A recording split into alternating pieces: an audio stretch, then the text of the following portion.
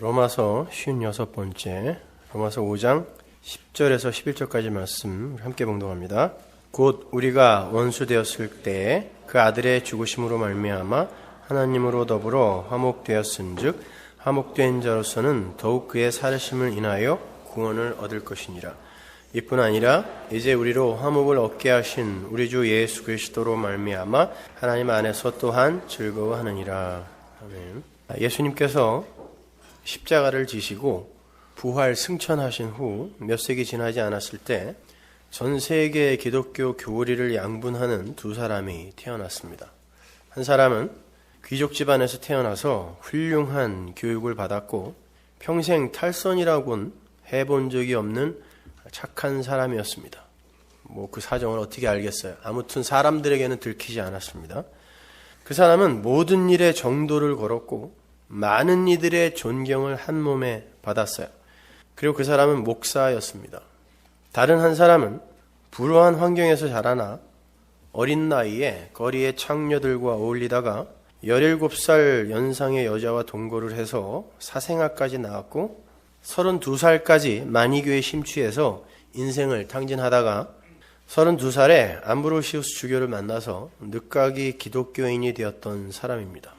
훌륭한 교육에 훌륭한 평판, 깨끗한 삶을 살았던 그 전자의 목사님이 펠라기우스였고 젊은 날을 창녀들과 보내면서 골수 마니교 신자로 살았던 그 사람이 어거스틴입니다. 동시대 사람이죠.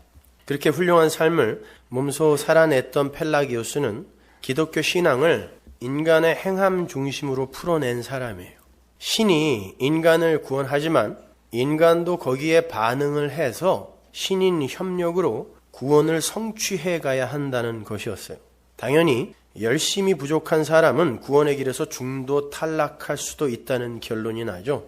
그의 사상은 알미니우스에게 전해져서 알미니언주의가 탄생이 되었고 그 알미니언주의가 요한 웨슬레에게로 흘러서 오늘날까지 율법주의, 인본주의 신앙의 맥으로 이어지고 있습니다. 특이한 건 율법주의의 수장들이었던 펠라기우스나 알미니우스, 요한 웨슬레 같은 사람들은 그야말로 훌륭하고 깨끗하고 성실한 삶을 살았고 정말 허벅지를 찔러가며 신앙생활에 열심을 부리던 사람들이었어요. 웨슬레 같은 사람은 아침에 일어나서 2시간 혹은 4시간 기도를 하고 하루 종일 성경 읽고 전도하는 데에만 시간을 보냈다고 그러죠. 그리고 홀리클럽 같은 거 만들어서 거룩한 삶을 전파하고 경건한 삶을 독려하고 그런 삶을 살았단 말입니다. 그렇게 삶으로 말미암아 세상 사람들에게 훌륭한 평가를 받았던 반면에 그 율법주의의 대척점에서 오직 은혜, 오직 예수만을 외쳤던 사람들은 인간의 한계를 처절하게 선언하는 삶을 살았더라는 거예요. 세상의 가치 기준에 의해서 평가되는 삶의 열매의 측면이나 세상이 매겨낸 점수로 봐서는 율법주의를 수강했던 이들이 훨씬 훌륭해 보입니다. 사회에 훌륭한 영향을 미치고 세상을 좀 더 밝고 깨끗하고 공평한 곳으로 만들어내는 데에 멋지게 기여를 했던 사람들이란 말이에요. 그 사람들이요. 근데 성경은 그러한 자들을 성도라고 부르지 않아요. 요한 웨슬레를 성도라고 부르지 않는다는 그런 말이 아니에요. 또 감리교에서 오신 분들 오해하지 마세요.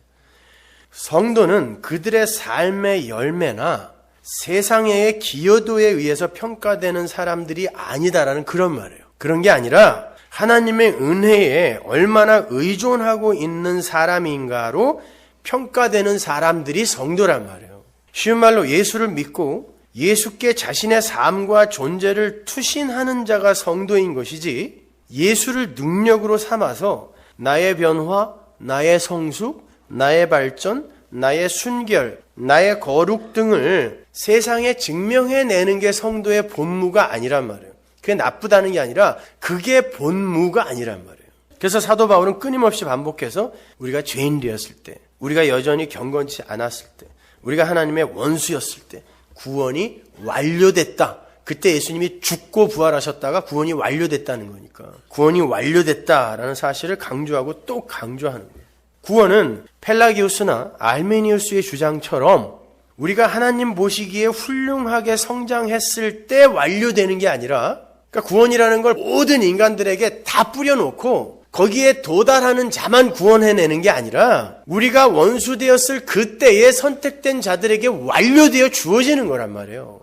따라서 성도가 이 세상에서 신앙생활을 통하여 이루어내야 할 것은 인간답고 싶다는 인간 보편의 꿈과 포부가 아니라 하나님 앞에서의 자기 존재에 대한 절망이 먼저여야 되는 거예요. 그런데 선악과를 따먹고 하나님처럼의 그 꿈을 향해 달리고 있는 인생들은 자기 존재가 부정당하는, 그 배제당하는 꼴을 절대로 인정하거나 감내해낼 수가 없어요. 그래서 목숨을 던져서라도 인간 보편의 자존심을 챙겨내버리고 마는 거예요. 인간의 자존심을 자기 목숨보다 더 가치 있게 여기는 게 아담들이에요. 우리는 예수 그리스도의 십자가 앞에서 내가 예수 죽인 마귀 맞습니다라는 고백을 먼저 해야 되는 거지. 내가 그 자리에 있었다면 절대로 예수님을 십자가에 매달지 못하도록 했을 텐데 라는 이런 치기 어린 고백을 하는 자로 성숙되는 게 아니란 말이에요. 나는 적어도 쟤네들하고는 달랐을 텐데 요 성숙의 자리로 달려가는 게 신앙생활의 본무가 아니란 말이에요. 예수님께서 당신의 십자가를 막아서면서 절대로 죽으시면 안 됩니다. 제가 목숨을 걸고라도 주님을 지키겠습니다라고 했던 베드로에게 이 사탄아, 마귀야 라고 불렀던 걸 잊으시면 안 돼요. 그건 인간 보편의 의지나 결심이나 능력 전체를 한 방에 부정해 버리신 거였어요. 우리는 십자가에 의해서 살게 되는 거지 우리의 의지나 결심이나 능력으로 절대 예수님 편에 서지 못한다는 것을 밝히 선언해 버린 거란 말이에요. 우리가 열심히 노력해서 의지를 발동해요. 목숨까지 걸어 십자가를 막는 게 우리의 본무가 아니라 십자가를 의지하여 살아나는 거란 말이에요. 성도는요. 인간의 의지나 결심이나 능력을 조금이라도 의지하게 하는 게 바로 마귀다라는 걸 선언해버린 거예요. 예수님은 12제자에게 분명하게 말씀하셨어요. 너희 모두가 날 버릴 거다. 제가 이번 주 수요일날 그 12 아들에 대해서 설명을 할 거예요. 그래서 예수님이 왜 12살에 성전에 올라갔는지, 왜 12지파인지, 왜 12사도인지, 그리고 그게 어떻게 완료가 되는지, 그리고 요한계시록의 거룩한 성에는 왜 12지파, 12사도의 이름이 기록되어 있는지 설명해 드릴 텐데, 그 12제자는 교회예요. 그죠? 거룩한 성 새 예루살렘, 교회. 즉, 그 교회가 예수를 배신하고 그분을 십자가에 못 박는 자들의 대열에 이미 합류해 있는 자들임을 고지하신 거예요. 니네 다 나 배반할 거야. 다 나 버릴 거야. 쟤네들은 다 나를 버리는데, 쟤네들은 다 나를 배반하고 십자가에 나를 못 박는데 니네들은 걔네들과 뭐가 달라서 구원한 게 아니라 니네들도 똑같이 다 나를 버릴 거야. 다 나를 배신할 거야. 근데 하나님의 은혜, 하나님의 긍휼이 너희에게 입혀진 것뿐이란다. 이 말씀하신 거거든요. 마태복음 26장 31절 보세요. 때 예수께서 제자들에게 이르시되 오늘 밤에 너희가 다 나를 버리리라. 기록된 바 내가 목자를 치리니 양의 떼가 흩어지리라 하였느니라. 그러나 내가 살아난 후에 너희보다 먼저 갈릴리로 가리라. 베드로가 대답하여 가로되 다 주를 버릴지라도 나는 언제든지 버리지 않겠나이다. 예수께서 가라사대 내가 진실로 내게 이르노니 오늘 밤 닭 울기 전에 네가 3번 나를 부인하리라. 베드로가 가로되 내가 주와 함께 죽을지언정 주를 부인하지 않겠나이다 하고 모든 제자도 이와 같이 말하니라. 모든 제자가 나는 목숨 걸고 예수님을 지키겠습니다. 그랬더니 목숨 걸어 십자가를 막아서겠다는 거죠. 교회의 기초인 베드로, 그러니까 교회 전체를 대표하는 거예요. 베드로는 의지가 대단해요. 자기는 절대로 예수를 떠나지 않을 거고 예수 편에서 목숨 걸고 투쟁하겠다 그래요. 모든 제자들이 다 똑같이 이야기를 했다 그러죠. 근데 결론은 어떻게 됐어요? 모두가 다 예수를 버리고 떠났어요. 저주하며 부정하고 떠났다니까요. 배신한 거죠. 누구의 모습이죠? 가롯 유다의 모습이에요. 그러니까 가롯 유다는 제자 12명 중에 제일 악마 같은 나쁜 놈, 모자란 놈이 아니라 12를 대표하는 거예요. 그래서 유다예요. 유다 지파에서 메시아가 나오죠. 제가 수요일 날 설명해 드릴게요. 가롯 유다의 모습이에요. 그러니까 가롯 유다는 우리의 대표인 거지, 우리가 손가락질하며 적어도 나는 그렇게 은삼십에 예수 안 팔았다 이럴 대상이 아니라니까요. 내가 마귀입니다. 내가 예배입니다. 내가 유다입니다. 우리는 이 고백을 해야 하는 자들이란 말이에요. 이게 우리의 실존이에요. 유한은 절대 무한의 편을 드러낼 수가 없어요. 가끔 사람들이 저에게도 물어요. 목사님은 진짜 하나님을 그렇게 사랑하세요? 예전에는 거침없이 대답했어요. 그럼요. 그러니까 제가 모든 걸 다 이렇게 버리고 이 지긋지긋한 목회를 하는 거 아니겠습니까? 요즘은요, 하나님을 사랑하세요? 그러면 가면서 하나님이 누구야? 여기서부터 출발해요. 내가 진짜 하나님을 아나? 근데 그 보이지 않는 그 영이신 하나님을 진짜 내가 사랑한다고? 아니, 하나님이 나를 사랑하는 거지. 여러분, 진짜 우리가 무한의 편을 들 수가 있어요? 창조주의 편을 피조물이 들 수 있냐고요. 창조주가 피조물의 편을 들어줘야 되는 거예요. 그래서 성경에는 치사랑은 없어요. 내리사랑만 있어요. 무한의 권세가 유한을 덮는 걸 은혜라 그러고 거기서 발생되는 걸 구원이라 그래요. 그게 창조예요. 그냥 은혜로 덮어내는 거예요. 그걸 인정하기 위해서는 우리가 얼마나 연약하고 부족하며 불가능한 존재인지를 먼저 알아야 돼요. 아니, 우리가 하나님의 원수인 독사의 새끼들임을 먼저 알아야 되는 거란 말입니다. 우리는 예수의 발뒤꿈치를 물어서 예수의 피를 빨지 않으면 절대 존재일 수도 없는 자. 그 우리잖아요. 예수의 십자가 피가 아니면 우리는 존재할 수도 없는 거예요. 그러니까 뱀이지 뭐예요, 우리가. 근데 오늘날 기독교는 이 과정이 생략돼 버렸어요. 그냥 구원에서부터 시작을 해버린단 말이에요. 그러니까 당신은 사랑받기 위해 태어난 사람이라는 말을 아무렇지도 않게 심지어 은혜롭게 서로 주고받는 거예요. 당신도 사랑받기 위해 태어난 사람이야? 나도 그런데? 내가 뱀이고 내가 하나님의 원수이며 내가 예수를 십자가에 못 박은 죄인이라는 자각과 인정은 어디서도 찾아볼 수가 없어요. 그 고백을 할 수 있는 이들이 어떻게 서로를 바라보면서 당신은 사랑받기 위해 태어난 사람이라고 이야기를 할 수가 있어요. 내가 나를 아는데. 제자들도 마찬가지였습니다. 마태복음 26장 20절 보세요. 저물 때 예수께서 12제자와 함께 앉으셨더니 저희가 먹을 때 이르시되 내가 진실로 너에게 이르노니 너희 중에 한 사람이 나를 팔리라 하시니. 다른 복음서에서는 이걸 찍어서 주는 자가 마귀다 그랬죠. 그죠? 마귀야. 저희가 심히 근심하여 각각 여짜오되 주여 내니까? 대답하여 가라사대 나와 함께 그릇에 손을 넣는 그가 나를 팔리라. 인자는 자기에게 대하여 기록된 대로 가거니와 인자를 파는 그 사람에게는 화가 있으리로다. 그 사람은 차라리 나지 아니하였다면 제게 좋을 뻔하였느니라. 예수를 파는 유다가 대답하여 가로되 라삐여 내니까? 대답하시되 네가 말하였도다 하시니라. 제자들과 유다가 똑같은 단어로 똑같은 말을 하죠. 내니까? 메티 에고 에이미 라삐. 이게 무슨 말이냐면 혹시 납니까? 라고 이렇게 의심나서 물어본 게 아니라 나는 아닙니다 선생님 이 뜻이에요. 아주 단호하게 나는 아니죠. 확실해요. 나는 아닙니다 선생님 이 뜻이에요. 예수님은 분명히 니들이 오늘 다 나를 배반할 거라고 그랬고 이 중에 하나가 나를 판다 그랬어요. 근데 나머지 제자들도 예수님을 판 거예요. 어떻게 알아요? 예수님이 돌아가시는 날 그날까지 제자들이 뭘 갖고 싸웠어요? 누가 영의정 할 거고 누가 좌의정, 누가 우의정 할 거야. 이거 갖고 싸웠잖아요. 그럼 그게 뭐예요? 예수 팔아. 내 유익 챙기겠다는 거 아닙니까? 그게 예수 판 거지 뭐예요. 그리고 배신했잖아요. 유다랑 그들이 뭐가 달라요? 다를 거 하나도 없단 말입니다. 그런데 이 유다를 비롯한 나머지 11제자가 전부 뭐라고 얘기하냐면 나는 아닙니다. 확실해요. 난 아니죠 선생님. 이렇게 나오더라는 것입니다. 요게 유다가 뱀이라 그랬으니까 마귀라고 했으니까 마귀들의 속성인 거예요. 나는 아니에요. 내가 왜 예수를 팔아요? 난 예수를 위해 목숨 바칠 사람이에요. 요게 마귀라는 거예요. 우리는 요 자리로 올라가고 싶어 하지 않아요? 신앙생활을 통하여 이 자리로 올라가는 게 성숙한 그리스도인의 신앙 여정이다. 이렇게 배워왔고 그렇게 알고 있잖아요. 근데 주님은 그들한테 마귀다라고 이야기한단 말이에요. 발뺌을 해요. 난 아니에요. 난 아니에요. 쟤는 어떨지 몰라도 이렇게 다름과 차이를 주장하는 거. 이게 뱀. 이게 마귀라는 거예요. 성도는 그러한 말씀의 진술 앞에서 제가 예수 배신하고 예수 팔아버린 마귀 맞습니다. 그래서 제게 십자가의 피, 하나님의 은혜가 필요합니다라는 자신의 처음 자리의 고백이 있어야 되는 거예요. 근데 성도라고 하는 사람들이 그 고백을 건너뛰고 아예 생각도 안 해요. 왜? 여기서 얘기를 안 해줬거든요. 피차 불편한 이야기를 뭐하러 하고 듣냐고요.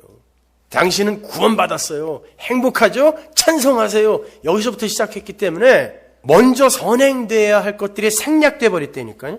그리고는 이제 나는 아니지요라는 이 다름과 차이를 증명하는 걸 건강한 신앙생활이라고 하고 달리기 시작한 거예요. 그건 에덴 동산에서 마귀의 편이 되어버린 아담과 하와가 서로에게 죄를 전가했던 동일한 모습인 거예요. 난 아니에요. 쟤 때문이에요. 얘는 난 아니에요. 쟤 때문이에요. 결국 어디까지 올라가요? 하나님이 만들어낸 저 여자 때문이에요. 하나님까지 탄핵하는 거죠. 나의 자존심을 챙기기 위해서요. 그게 마귀란 말입니다, 여러분. 왜 그렇게 내 자존심을 챙겨야 돼요? 내가 선악 까먹고 어떻게 됐기 때문에. 하나님도 있거든요. 내가 하나님인데 내가 마귀 새끼라는 것을 어떻게 인정하냐고요. 난 하나님 됐다니까요. 선악 까먹고. 요게 율법주의 아래의 아담들이란 말이에요. 심지어 자신의 죄를 자각한 상태에서도 끝까지 하나님의 은혜와 긍휼에 투신하지 않고 자신의 자존심을 지키기 위해 자살도 불사하는 것이 마귀의 실체인 거예요. 마귀인 가롯 유다가 예수를 판 자신의 행위가 잘못되었다는 것을 알았죠. 거기에 어떤 단어가 쓰이는 줄 아세요? 메타노이아, 회개라는 단어가 쓰여요. 가롯 유다가 진짜 회개했을까요? 근데 왜 성경이 거기에 메타노이아, 회개라는 단어를 쓸까요? 교회라고 자처하는 이들이 잘못된 회개를 할 수 있다는 걸 보여주는 거예요. 회개는 정말 진짜 죄가 무엇인지를 아는 자의 삶 속에서 은혜에 의존하는 그러한 하나님 절대 의존의 고백에 나오는 걸 회개라고 하는데 그게 회개의 목적지거든요. 근데 죄가 무엇인지도 모르는 자가 자기가 한 일을 반성하고 뉘우치는 게 회개가 아니란 말이에요. 뭘 근거로 가롯 유다가 죄를 모르고 엉터리 회개를 했다라고 이야기를 하는가? 여러분, 죄는요, 인간의 목숨을 바쳐서 상쇄해낼 수 있는 종류의 것이 아니에요. 인간의 목숨 1억 개 갖다 줘도 상쇄 안 돼요.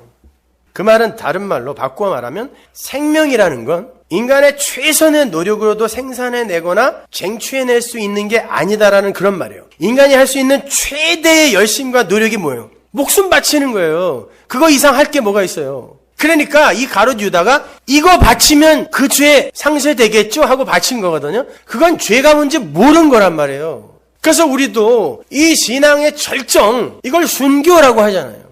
근데 가롯 유다식의 순교를 한 사람들이 기독교에 많아요. 근데 그건 다른 종교에도 많아요. 그런 순교는요. 마귀는 끝까지 자기의 목숨을 바쳐서라도 자기의 자존심을 지켜내는 일을 해요. 가롯 유다가 진짜 회개를 했다면 제가 예수님 판자 맞습니다. 저 좀 살려주세요. 이렇게 갔어야지 내 죄는 내가 내 목숨 끊어서 책임질게. 이리로 가면 안 된다는 거예요. 그래서 그 회개가 가짜 회개라는 겁니다. 인간은 하나님의 은혜와 긍휼 앞에 자신의 존재를 투신해야 되는 거예요. 마귀는 자기의 자존심을 지키기 위해 자신에게 투신해요. 그건 순교 아니에요. 그건 죄예요. 제사장들은 어땠습니까? 그들도 유다가 던지고 간 은 30을 절대 만지지 않았어요. 부정한 거라고 성전 구에다가 다시 안 넣었어요. 안 만졌어요. 도로 가져가. 너무너무 값어치 없게 취급했죠. 야, 이거 나그네 밭이나 사. 스가랴서에 나오는 거예요. 밭이나 사. 이렇게 가치 없게 여긴 거예요. 그 핏값을. 그리고 우리가 이걸 받으면 예수의 죽음과 내가 관계 있는 자가 되기 때문에 그렇게 예수의 죽음과 관계 없는 자라는 것을 증명해내기 위해 그 돈을 안 만진 거예요. 부정한 돈이라고. 이게 난 아니죠예요. 난 아닙니다. 절대 아닙니다. 나 예수 안 죽였어요. 쟤네들이랑은 다르거든요. 그게 마귀란 말이에요. 예수님께서 고로한 바리새인들에게 뭐라고 불렀어요? 니네 아비는 마귀다. 너 마귀라는 뜻이에요. 니네 아비 마귀야. 그리고 독사의 새끼. 근데 바리새인들 뭐라 그래요? 네가 마귀다 그러죠. 예수님 보고. 네가 바알세불의 권능을 힘입어 이적을 행한다 그러잖아요. 서로 마귀라 그러는 거예요. 그러니까 율법주의 아래에 있는 자들은 예수님을 마귀로 여겨요. 진짜 하나님을 마귀로 보고 마귀를 하나님으로 섬기는 게 율법주의 아래에 있는 사람들이에요. 근데 솔직히 우리는 어떻습니까, 여러분? 우리는 우리의 유익을 위해서 예수 믿는 거 아닌가요? 나의 천국, 나의 구원, 나의 보람, 나의 가치, 나의 변화. 조금 저급한 사람은 질병 치유, 일치월장, 성공, 번영, 귀신 쫓아냄, 문제 해결 이런 거 위에 예수 믿죠. 그러면 예수 팔아 나의 유익 챙긴 유다, 뱀새끼와 우리가 지금 뭐가 다르냐고요. 여러분, 여러분의 구원, 여러분의 천국 위해서 예수 안 믿는 사람 손 들어보세요. 그거 위해서 우리 예수 믿잖아요. 여전히 우리는 올바른 신앙을 갖고 있다고 하면서도 뱀새끼 같은 삶을 살고 있단 말이에요, 지금요. 근데 그게 올바른 신앙이라고 너무 많이 들어왔고 세뇌되어서 이게 그냥 옳은 건 줄 알고 가는 것 뿐이라니까요. 아니요, 예수님이 그랬잖아요. 그게 뱀이라고. 그러면 우리가 이 예배당에서 맞습니다. 제가 뱀입니다. 그러니까 예수님 은혜 베풀어 주세요로 가야 되는데 이 다름과 차이를 만들어내는 그것이 올바른 신앙생활인 줄 알고 그걸 많이 만들어낸 사람을 훌륭한 롤모델로 삼아 그걸 쫓아가려고 하는 거예요. 그거 신앙생활 아니란 말입니다. 이러한 인간들의 하나님 앞에서의 자기 자존심 챙기기라는 마귀적 행태는 인간 역사의 이 실체이며 실존인 거예요. 그게. 그러니까 진짜 왕이 와서 이 왕들을 지 자존심 이걸 목숨을 버려서까지라도 지키려고 하는 게 세상 왕이란 말이에요. 진짜 왕이 와서 이 왕을 박살내버리고 폭로시켜서 인정시키고 수긍시킨 다음에 이거 박살내버리고 진짜 하늘 왕의 자리로 끌어들이는 게 이 역사란 말이에요. 신앙생활이란 말이에요. 에스겔서 18장 1절 보세요. 여호와의 말씀이 또 내게 임하여 가라사대 너희가 이스라엘 땅에 대한 속담에 이르기를 아비가 신포도를 먹었으므로 아들의 이가 시다고 하면 어찌미뇨. 나 주 여호와가 말하노라 내가 나의 삶을 두고 맹세하노니 너희가 이스라엘 가운데서 다시는 이 속담을 쓰지 못하게 되리라. 모든 영혼이 다 내게 속한지라. 아비의 영혼이 내게 속함같이 아들의 영혼도 내게 속하였나니 범죄하는 그 영혼이 죽으리라.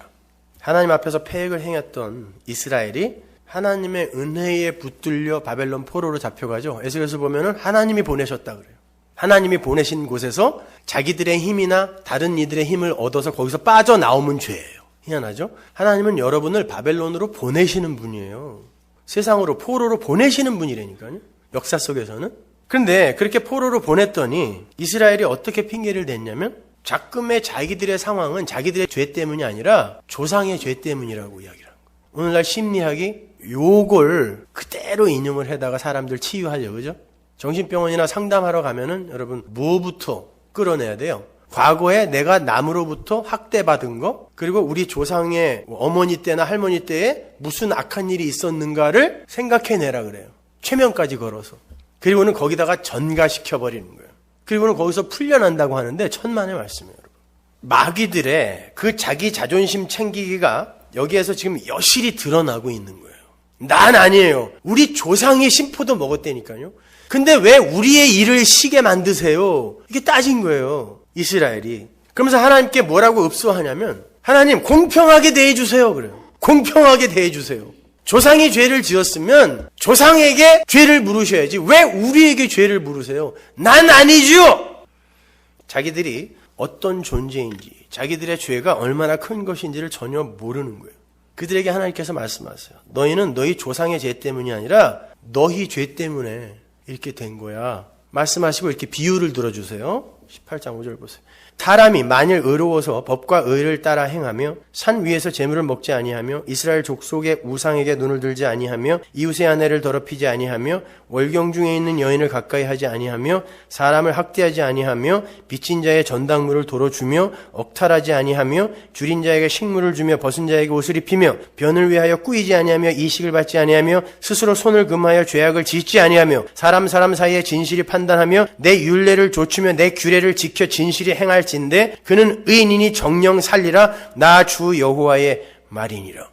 매일 성경인지 뭔지 그 큐티 책의 그 성경 본문이 아마 요즘 에스겔서였던 모양이에요. 그러니까 많은 분들이 이 에스겔서 18장의 내용을 저에게 디밀면서 성경이 이렇게 나와 있는데 당신은 왜 이거 아니라고 이야기하냐라고 많이 물어오셨어요. 그래서 제가 일부러 이 본문을 택한 거거든요. 여러분 보시면 어떠세요? 똑바로 살아. 그럼 살려줄게. 그 말처럼 보이죠? 잘 살아. 착하게 잘 살아. 똑바로 살아. 그럼 살려줄게. 이 말은 그렇게 살라는 것에 초점이 있는 게 아니라 니들이 지금 공평하는데 그 공평에 의해서 살려면 이 수준이 돼야 되는데 니들 이 수준이 되니? 라고 물어보시는 거예요.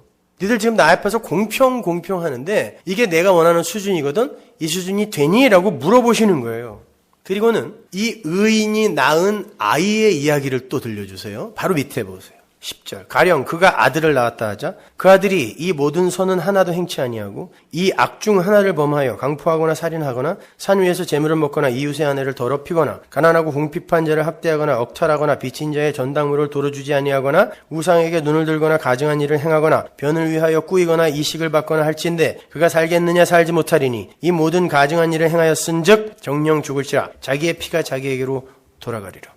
아버지가 아무리 하나님 앞에서 의로운 존재로 칭찬을 받았다고 해서 그 아들이 자동적으로 그 의로움을 상속 못한다는 거예요. 이게 하나님의 공평이에요. 그러니까 가게에 흐르는 저주니 내적 추인이 이건 개소리예요. 그죠? 이게 공평이에요. 악인도 자신의 죄로, 의인도 자신의 의로 죽고 산다는 거예요. 이게 공평이란 말이에요. 하나님의 공평. 이게 바로 너희들의 모습이라는 거예요, 지금. 근데 내 앞에서 공평을 이야기하냐? 이 이야기예요. 근데 그 죄인이 또 아들을 낳아요. 뭐 장난치는 것도 아니고 계속 반복하여 이랬다 저랬다 이랬다 저랬다 하나님이 비유를 들어주세요. 14절 보세요. 또 가령 그가 아들을 낳았다 하자 그 아들이 그 아비의 행한 모든 죄를 보고 두려워하여 그대로 행하지 아니하고 산 위에서 재물을 먹지도 아니하며 이스라엘 족속의 우상에게 눈을 들지도 아니하며 이웃의 아내를 더럽히지도 아니하며 사람을 학대하지도 아니하며 전당을 잡지도 아니하며 억탈하지도 아니하고 줄인 자에게 식물을 주며 벗은 자에게 옷을 입히며 손을 금하여 가난한 자를 압제하지 아니하며 변이나 이식을 취하지 아니하여 내 규례를 지키며 내 율례를 행할지인데 이 사람은 그 아비의 죄악으로 인하여 죽지 아니하고 정령 살겠고 그 아비는 심히 포악하여 그 동족을 억탈하고 민간의 불선을 행하였으므로 그는 그 죄악으로 인하여 죽으리라. 그런데 너희는 이르기를 아들이 어찌 아비의 죄를 담당치 않겠느냐 하는도다. 아들아 법과 의를 행하며 내 모든 율례를 지켜 행하였으면 그는 정령 살려니와 범죄하는 그 영혼은 죽을지라. 아들은 아비의 죄악을 담당치 아니할 것이요 아비는 아들의 죄악을 담당치 아니하리니 의인의 의도 자기에게로 돌아가고 악인의 악도 자기에게로만 돌아가리라. 이게 바로 하나님의 공평이에요. 그러니까 의인인 아비의 의가 자식에게 전가되지 않는 거고 죄인인 아비의 죄가 자식에게 유전 안 된다는 거예요. 따라서 그들은 바벨론에서 하나님이 보낸 바벨론에서 그걸 확실히 인정하고 하나님 제가 죄인 맞습니다. 그래서 제가 이 바벨론에서 이런 벌을 받고 있는 게 맞습니다. 저는 이런 취급을 받아 마땅한 자입니다. 그러니 하나님 저를 좀 도와주세요. 살려주세요 하고 하나님께로 오라고 바벨론에 보낸 거란 말이에요. 근데 거기에 간 하나님의 백성, 인간들이 어떻게 나오냐면 공평하게 대해주세요. 우리가 이렇게 열심히 일했는데 적어도 그 패역한 조상들과 우리는 다르단 말이에요. 근데 왜 우리를 그들과 동일하게 취급하세요? 왜 그들의 죄를 우리에게 대물림하세요? 이렇게 억지를 부린 거예요. 이것이 현재 바벨론을 살고 있는 우리 성도의 모습이에요. 성도는 1차적으로 이 바벨론에서 이 세상, 아니 엄밀히 말하면 교회 안에 있어요. 그 바벨론에서 자기 부인과 십자가의 삶, 이걸 실제화하여 살아가면서 맞습니다. 하나님. 제가 이렇게 취급받아 마땅합니다. 왜? 제가 뱀이거든요. 저는 몰랐는데요. 진짜 제 신앙생활은 저를 위해서 한 게 맞았어요. 예수님이 그런 유다를 보고 마귀라고 했는데 내가 유다와 다른 게 뭐 있어요? 이거 고백하고 가는 게 성도거든요. 그런데 우리는 나는 아니에요. 쟤랑은 다르잖아요. 이렇게 열심히 했잖아요. 이렇게 헌금 열심히 했고 이렇게 주일 성수했고 이렇게 성교 열심히 다녔는데 왜 나에게 하나님 복을 주셔야지? 왜 이런 자기 부인과 십자가의 삶을 허락하세요? 하나님 참 원망스럽네요. 아니 공평하게 좀 대해주세요. 자본주의가 뭡니까? 내가 해낸 만큼 나에게 보상을 주는 게 자본주의 아니에요? 이게 인본주의 아니에요? 아니 공평하게 좀 대해주세요. 이게 우리의 고백 아닙니까? 그게 펠라기우스가 알메니우스잖아요. 어디서 주워 들은 건 있어갖고 펠라기우스, 알메니우스는 이단이야. 그래놓고 자기들이 똑같이 그렇게 산다니까. 성도의 삶이 그래서 이렇게 고단한 바벨론 포로의 삶으로 점철되는 거예요. 뺏기고 수탈당하고 쪽팔리고 부끄럽고 이게 포로의 삶이란 말이에요. 거기에서 하나님 맞습니다. 제가 이렇게 취급당해야 맞습니다. 그러니 하나님의 은혜가 없으면 제가 어떻게 여기서 벗어나겠습니까? 도와주세요. 이리로 가야 되는 거예요, 성도는요. 근데 전부 다 난 아니에요. 난 아닙니다. 적어도 아닙니다. 난 목숨 걸고 예수님 편에 설 거예요. 이걸 증명해내려고 혈안들이 돼 있어요. 교회 안에서도. 눈이 전부 충혈돼 갖고 말이에요. 열심히 살라고. 하나님이 그들에게 대노하세요. 24절 보세요. 만일 의인이 돌이켜 그 의에서 떠나서 범죄하고 악인의 행하는 모든 가증한 일대로 행하면 살겠느냐? 그 행한 의로운 일은 하나도 기억함이 되지 아니하리니 그가 그 범한 허물과 그 지은 죄로 인하여 죽으리라. 근데 너희는 이르기를 주의 길이 공평치 않다 하는도다. 이스라엘 족속아 들을지어다. 내 길이 어찌 공평치 아니하냐? 너희 길이 공평치 않은 거 아니니? 나는 공평해. 지금 내가 너희를 바벨론의 포로로 보낸 건 니들의 죄 때문에 보낸 거야. 니들의 불가능과 나약함 그거 깨달으라고 보낸 거야. 근데 내 앞에서 감히 공평을 이야기하냐? 니들이 공평이 뭔 줄 알아? 물어보시잖아요, 하나님이. 다시 한번 말씀드리지만 이게 바로 역사 속에서 우리가 겪어야 하는 과정이에요. 여기가 지금 바벨론이라고 그랬어요. 바벨론은 요한계시록에 보면 세상인데 그 세상이 어떤 세상인지 여러분 아세요? 말씀이 곡해되어지고 오해되어지는 예배당 안을 이야기하는 거예요. 예배당 안에 교회는 묵시 속에 보이지 않는 교회와 히브리서에 나오죠. 보이는 것은 보이지 않는 것으로 지은 거거든요. 그러니까 이 지역 교회는 보이지 않는 하나님의 교회를 완성하기 위해서 깨지기 위해 존재하는 거예요. 근데 요즘 또 사람들이 또 계속 또 오네요, 이렇게. 원래 여기는 깨지고 쪼개지면서 하늘의 교회가 이게 진짜 교회구나를 배우는 게 이 교회거든요. 우리는 이 예배당 안에서 말씀을 듣게 되면요, 이 안에 있는 가라지들이 그 말씀을 뭘로 받아들이냐면 윤리, 도덕, 규례, 규범, 처세 이런 걸로 받아들여요. 한마디로 역사 속에서 나에게 나의 가치를 상승시키고 나의 보람을 증대시키는 도구요 방법으로 말씀을 받아들이죠. 요게 바벨론이에요. 하나님의 백성들은 내가 뱀새끼 맞구나. 그 말씀이 빛이신 예수가 어둠 앞에 섰을 때 어두움이 폭로됐단 말이에요. 산 위에 있는 동네가 자기를 감추지 못했단 말이에요. 성도는 그 말씀을 제대로 받고 그걸 예수로 받아들여요. 그리고는 내 안에 있는 그 예수, 이 예수가 증거되기 위한 이 껍데기가 깨져야 된단 말이에요. 그런데 가라지들은 이 껍데기를 강화하고 껍데기를 화려하게 만드는 데에 말씀을 사용한단 말이에요. 그게 바벨론이에요. 제 이야기가 아니에요. 계시록 17장 4절 보세요.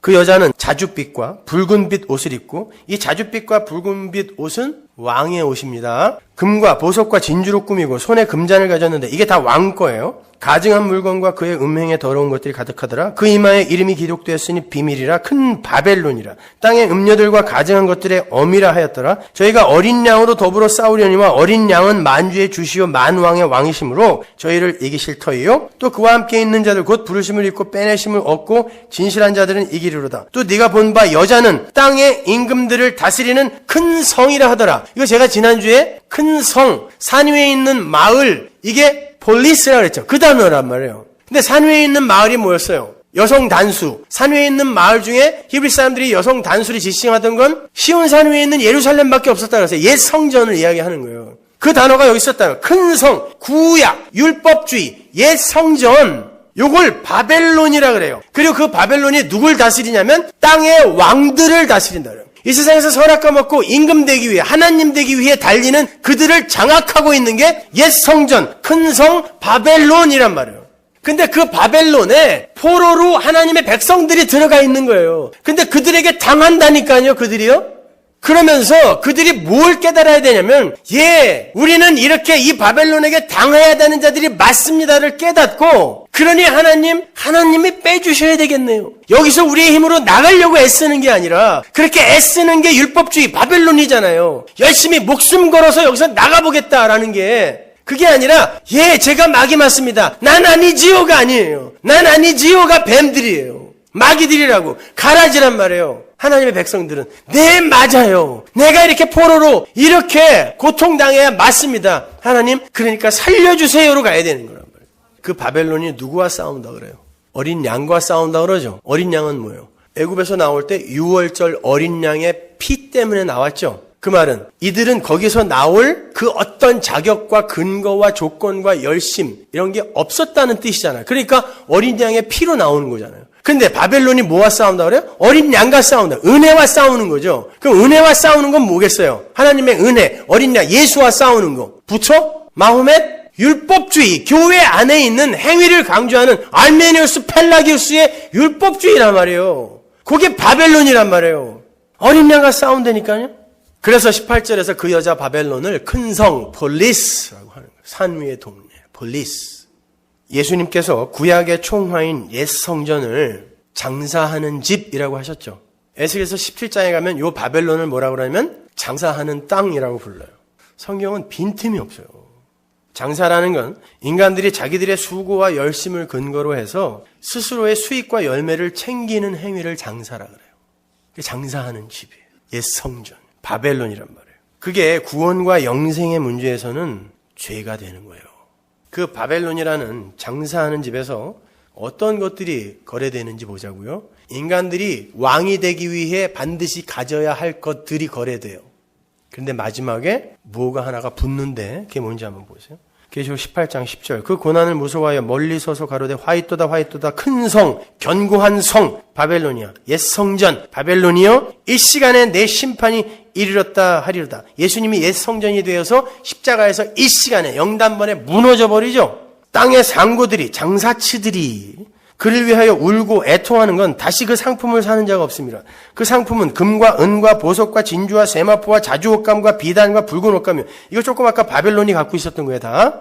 각종 향목과 각종 상아 기명, 이거 왕실에 다 있는 거예요. 값진 나무와 진유와 철과 옥석으로 만든 각종 기명이요. 계피와 향료와 향과 향유와 유황과 포도주와 감람유와 고운 밀가루와 밀과 소와 양과 말과 수레와 종들과 사람의 영혼들이라.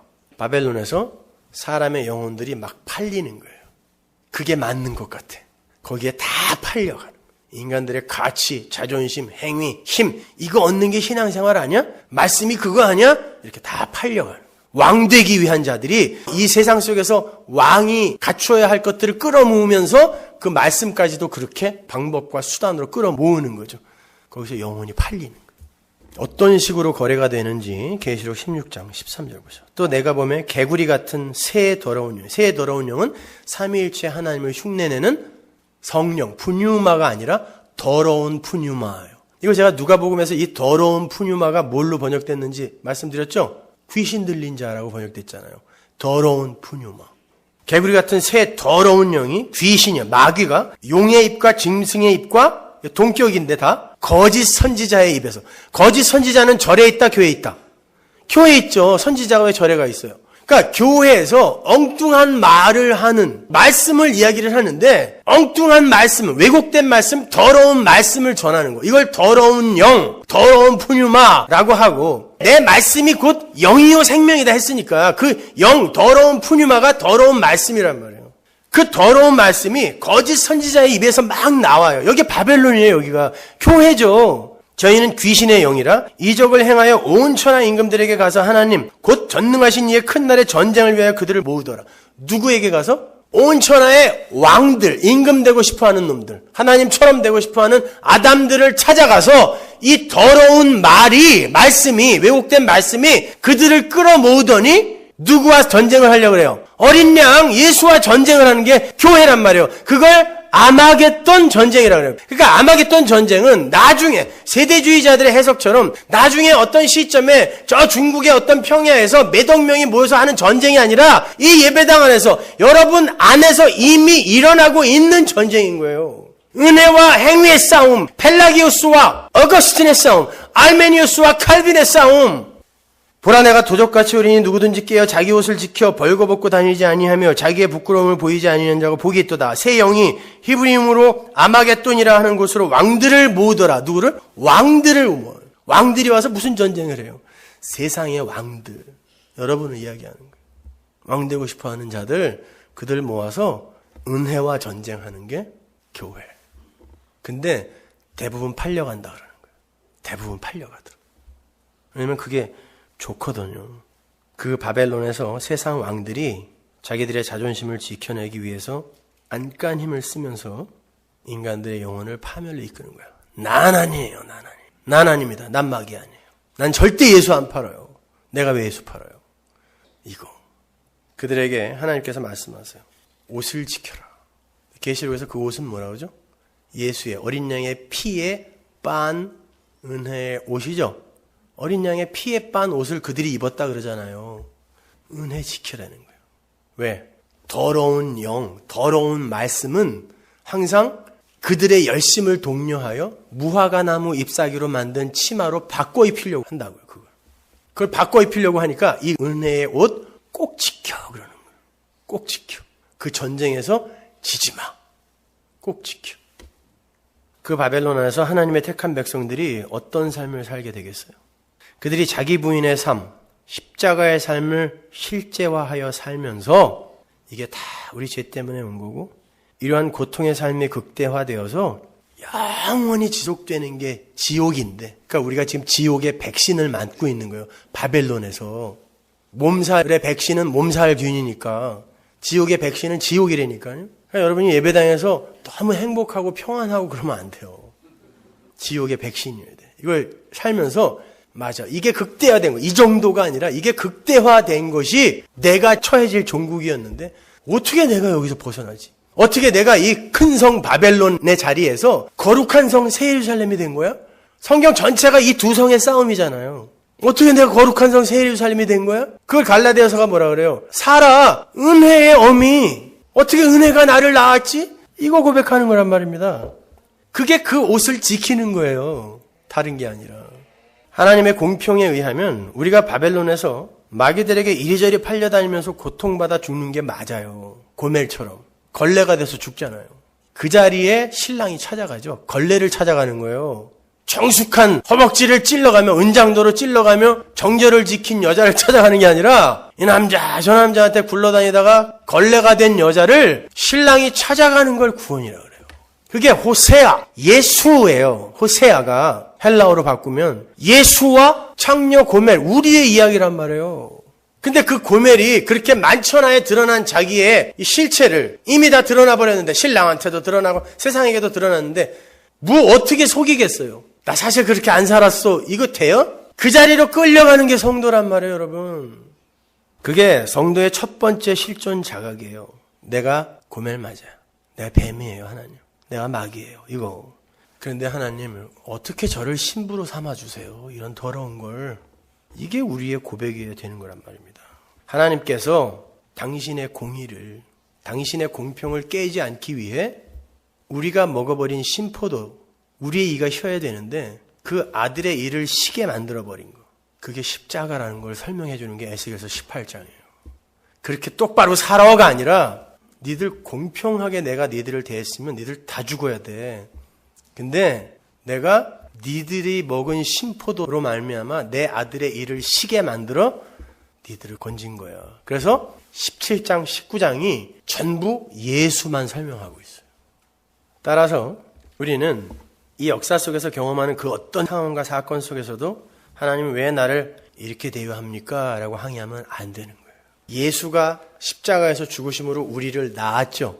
에스겔서 18장에서 의인이 죄인을 낳죠. 역사 속에다가 선악과 입에다가 물려서 죄인으로 내려보내는 거예요. 그럼 거기서 우리가 뭘 알아야 되냐면 나는 이런 원래 내 처음 자리가 이건데 내 이가 쉬어야 되는데 예수의 이가 쉬게 됨으로 말미암아 내가 산 거구나 하고 예수를 낳는 걸 의라고 해요. 그래서 예수가 의인이 죄인을 낳고 죄인이 의인을 낳는 그림이 그려져 있는 거지 니들 이렇게 살면 다 죽고 이렇게 살면 살아? 이거를 가르치려고 교훈하려고 그런 걸 써놓은 거 아니란 말이에요. 어떻게든지 그냥 궁지에 몰아넣으려고 이걸 그냥 거의 몇십 명이 저한테 이메일로 보내갖고 어떻게 설명할 거냐고. 정말.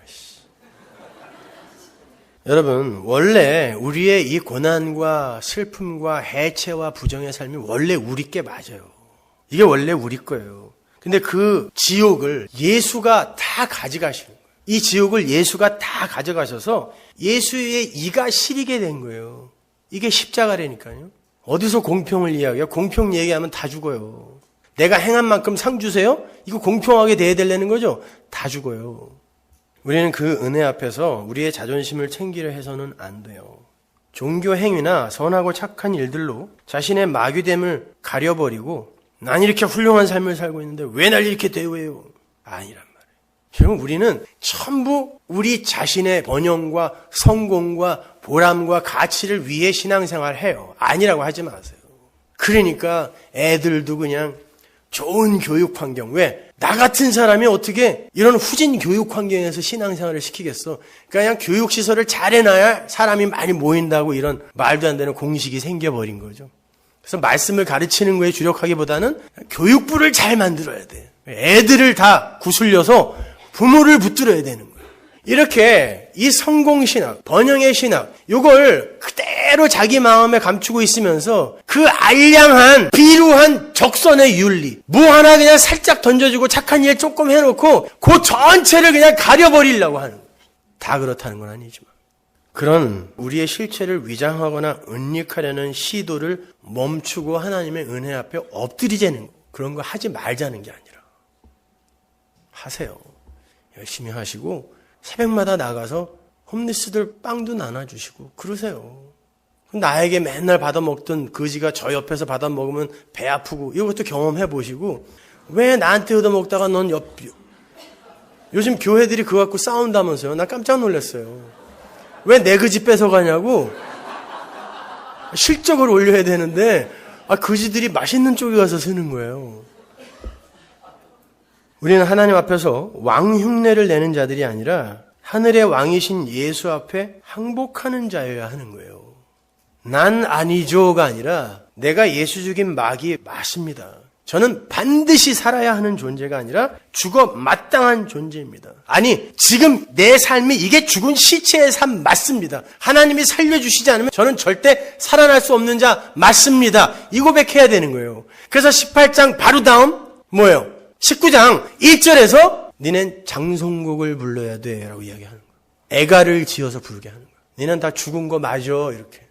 19장 1절 보세요. 너는 이스라엘 방백들을 위하여 애가를 지어 부르기를 내 어미는 무엇이냐? 암사자라. 그가 사자들 가운데 엎드려 젊은 사자 중에서 그 새끼를 기르는데 그 새끼 하나를 키우며 젊은 사자가 되어 식물 움키기를 배워 사람을 삼키매 이방이 듣고 함정으로 그를 잡아 갈고리로 꿰어 끌고 애굽 땅으로 간지라. 암사자가 기다리다가 소망에 끊어진 줄 알고 그 새끼 하나를 또 취하여 젊은 사자가 되게 하니 젊은 사자가 되매 여러 사자 가운데 왕래하며 식물 움키기를 배워 사람을 삼키며 그의 궁실들을 헐고 성읍들을 회파하니 그 우는 소리로 인하여 땅과 그 가득한 것이 황무한지라. 이방이 둘려있는 지방에서 그를 치러 와서 그의 위에 그물을 치고 함정에 잡아 갈고리로 꿰고 철롱에 넣어 끌고 바벨론 왕에게 이르렀나니 그를 옥에 가두어서 그 소리로 다시 이스라엘 산에 들리지 않게 하려 함이니라. 내 피의 어미는 물가에 심긴 포도나무 같아서 물이 많음으로 실과가 많고 가지가 무성하며 그 가지들은 경강하여 권세 잡은 자의 홀이 될 만한데 그 하나의 키가 굵은 가지 가운데서 높았으며 많은 가지 가운데서 뛰어나서 보이다가 분노 중에 뽑혀서 땅에 던짐을 당하며 그 실과는 동풍에 마르고 그 견강한 가지들은 꺾이고 말라 불에 탔더니 이제는 광야 메마르고 가물이 든 땅에 심긴 바 되고 불이 그 가지 중에 하나에서부터 나와서 그 실과를 태우니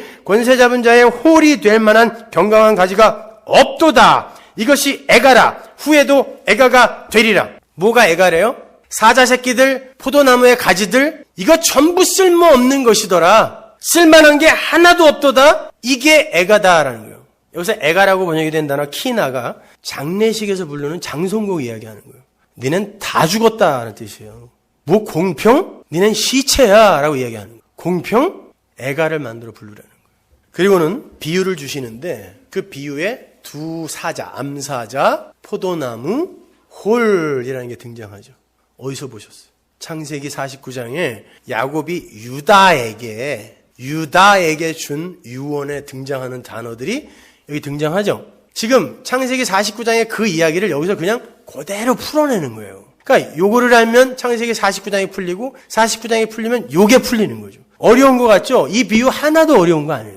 첫 번째 사자가 애굽으로 끌려가고 두 번째 사자가 바벨론으로 끌려가죠. 그리고 마지막 포도나무 가지, 견강한 가지인 줄 알았는데 그것도 작살나는 거예요.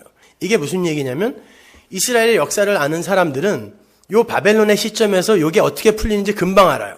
애굽에 잡혀간 암사자 누구? 열왕기상에 나오잖아요. 여호아하스. 바벨론에 잡혀간 암사자 누구? 여호야긴. 그럼 마지막 포도나무 가지로 마지막으로 기대를 걸어볼 만한 왕 누구? 시드기야. 이들이 다 권세, 홀을 가진 왕이죠. 이 홀을 가진 왕이란 말이에요. 그런데 이들이 다 뭘로 끝났어요? 하나님이 바벨론에 내게로 돌아와라, 은혜로 돌아오라고 보냈더니 애굽에 가서 원군 총회, 임기응변, 권모술수, 우리들의 힘으로 한번 여기서 빠져나가 보자 그랬던 왕들이잖아요. 이게 그게 다 눈알이 뽑히고 다 죽어요. 이 왕들은 아니죠. 이 홀들은 아닌 거예요. 그죠? 권세자의 지팡이가 홀이니까 요것들은 아닌 거죠. 그러면 진짜 홀을 가진 진짜 왕이 와야 되잖아요. 그래야 이 왕들, 세상 왕들이 다 부정되고 진짜 왕이 당신의 하나님이 택한 백성들을 왕의 자리로 끌어다니는 거예요. 그래서 왕 같은 제사장으로 만들어내는 거란 말이에요. 그럼 뭐란 말이에요? 창세기 49장으로 가보세요. 8절 유다야 너는 네 형제의 찬송이 될지라 네 손이 내 원수의 목을 잡을 것이요 내 아비의 아들들이 내 앞에 절하리로다. 유다는 사자 새끼로다. 내 아들아 너는 움킨 것을 찢고 올라갔도다. 그의 엎드리고 웅크림이 숫사자 같고 암사자 같으니 누가 그를 범할 수 있으랴. 홀이 유다를 떠나지 아니하며 치리자의 지팡이가 그 발사에서 떠나지 아니하시기를 실로가 오시기까지 미치리니 그에게 모든 백성이 복종하리로다. 그의 나귀를 포도나무에 매며 그 암나귀 새끼를 아름다운 포도나무에 맬 것이며 또 그 옷을 포도주에 빨며 그 복장을 포도즙에 빨리로다. 유다 지파에서 메시아가 오실 것을 야곱이 예언을 해요. 유다 지파에서 메시아가 오는 건 전부 유다가 되어 마귀 새끼가 되어 죽어야 되는 그 자리에 메시아가 오는 거예요. 아들이 거기에서 나아지는 것을 의미를 하는 거예요. 그런데 그 메시아가 사자라 그러죠. 그리고 암나귀 새끼를 포도나무와 연합시켜서 이게 메시아다 그래요. 그런데 뭐라 그러냐면 홀이 이 왕의 흉내를 내는 가짜 왕들이 언제까지 계속 온다 그래요? 실로가 오기까지. 이 실로라는 단어는 원래 지명이었지만 원래 그것이 속한 자란 뜻이에요. 무슨 말이냐면 진짜 왕권을 가진 그 진짜 왕이란 뜻이에요. 그게 실로예요. 그래서 메시아예요. 그 진짜 왕이 오기까지 홀을 가진 자들을 계속 보내겠다는 거예요. 뭐의 모습으로? 포도나무 가지의 모습으로, 사자의 모습으로 계속 보낼 거라는 거예요. 근데 에스겔서 19장에서 그들이 다 실패한 왕으로 드러나잖아요. 그죠? 그러면 실패한 왕으로 드러나면 이 진짜 사자, 진짜 홀을 가진 그 실로, 진짜 포도나무 가지, 이분이 와서 그들을 다 부정해 내버려야 되는 거예요. 이게 에스겔서 17장, 18장, 19장의 이야기란 말입니다. 근데 에스겔서 18장에서 이스라엘 백성들이 뭐라고 하냐면 공평하게 대해주세요. 나 왕이에요 라고 이야기하는 거예요. 그래서 에스겔서 17장, 19장에서 이 이야기를 갖다 대는 거예요. 17장에서는 어떤 이야기가 나오냐면 독수리의 비유가 나오잖아요. 그 독수리의 비유에서 어떤 이야기가 나오냐면 그 백향목 가지 꼭대기에서 이 순을 하나 떼다가 바벨론에다가 하나 심고 하나를 또 유대의 땅에다가 심고 했는데 이것들이 다 실패해요. 그게 누구죠? 바벨론에 심은 건 여호야긴, 유대에다가 심은 건 시드기야란 말이에요. 마지막 왕들이란 말이에요. 아니에요. 실패로 끝났어요. 그래서 맨 꼭대기에 있는 백향목이 뭐냐면 백향목은 이스라엘의 성전과 왕궁을 짓던 나무란 말이에요. 그러니까 이스라엘의 다윗의 왕조를 이야기하는 거예요. 그 왕조의 꼭대기 맨 끝이니까 이제 여호야긴 시드기야 끝이니까 끝에 걸 잘라서 바벨론에 하나 심고 유대에 심었더니 이것들이 전부 애굽 찾아가고 딴 놈들 찾아가서 도와주세요 그러는 거예요.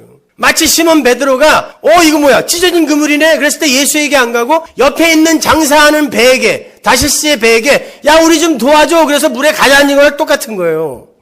그럼 걔네들은 안 되니까 이제 진짜 연한 맨 마지막 맨 끝 꼭대기가 가장 연하니까 그 연한 순을 뽑아다가 심었더니 그게 겨자씨가 되어서 모든 열방의 새가 깃드는 나무가 되더라. 이걸 예수님이 겨자씨의 비유에 갖다 쓴 거란 말이에요. 에스겔서 17장을. 그러니까 진짜 연한 순이 와서 이 왕들을 다 부정하는 게 17장.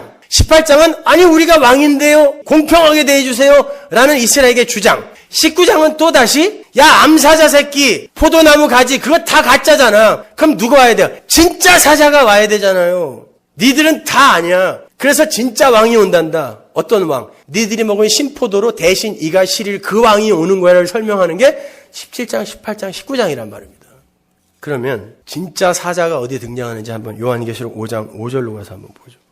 장로 중에 하나가 내게 말하되 울지 말라 유다 지파의 사자 다윗의 뿌리가 이기었으니 이 책과 그 7인을 떼시리라 하더라. 진짜 사자가 누구예요? 창세기 49장에서 나온 그 사자는 요한계시록의 이 사자 이야기하는 거예요. 근데 에스겔서에서는 역사 속에서 모든 인간들이 왕 되고 싶어하는 인간들이 사자다라고 이야기하는 거예요. 무슨 사자? 가짜 사자. 가짜 사자. 세상 왕들아, 니들은 아니야.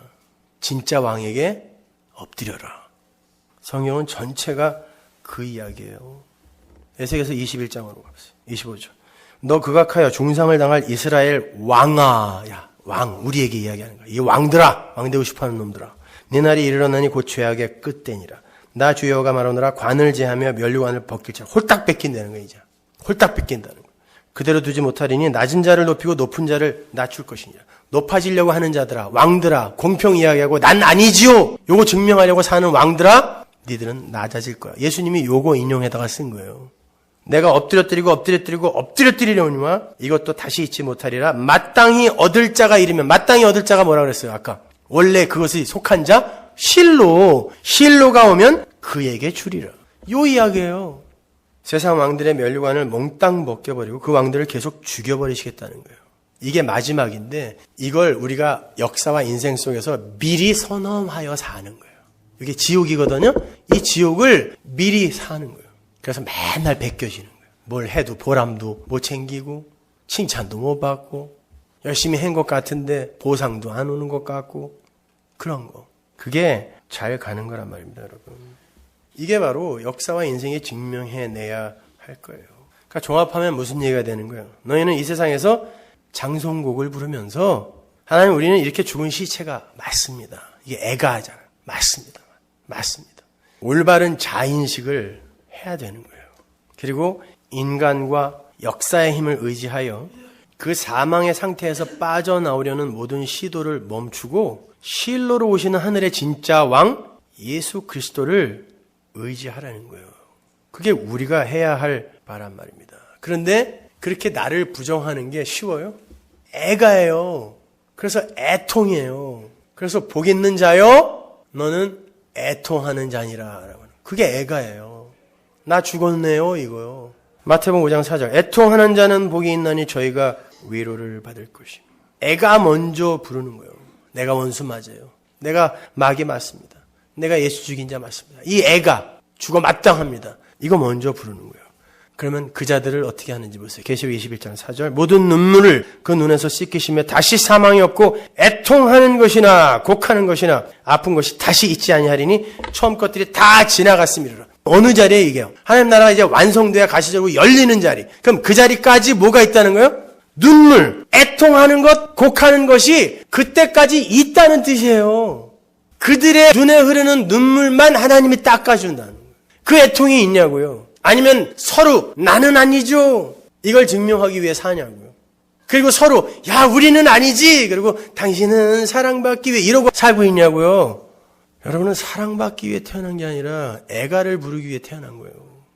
여러분이 애가 먼저 부르지 못하면 절대 찬송 못 불러요. 그러니까 헛된 찬송이 예배당에 가득 울려 퍼지고 있는 거예요. 나는 왕이에요. 나는 잘났어요. 나는 이렇게 종교행위 열심히 한답니다. 나 신앙생활 이렇게 열심히 한답니다. 난 아니죠. 이걸 찬양인 줄 알아요. 간증도 전부 그거고. 나는 이렇게 다르게 대우받았다는 거죠. 왜?